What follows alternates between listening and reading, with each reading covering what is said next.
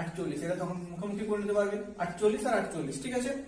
এরপর দেখো কি বলেছে, তাহলে অংশের গড়টা কত, হারটা কত, মানে বৃদ্ধি কত পেয়েছে। দেখো 48 48 কত আমাদের যোগ করলে 96, আর আমাদের কত টোটাল ছিল কত 140 জন, এখানে 60 জন আর এখানে 80 জন, তাহলে কত ছিল 140 জন ইন্টু পার্সেন্টেজ মানে 100, তাহলে এই শূন্য কাটলাম।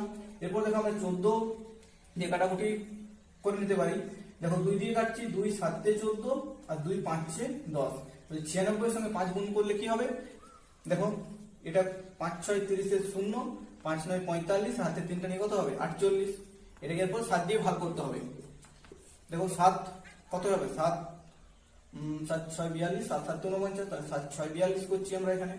আর কত থাকছে এখানে 6 0 7 8 56, কত থাকছে 4 দশমিক দিয়ে আমরা শূন্য নিতে পারি, কিংবা এটা ভগ্নাংশে রাখতে পারি, 68 পূর্ণ 4 এর 7, এটি আমাদের উত্তর।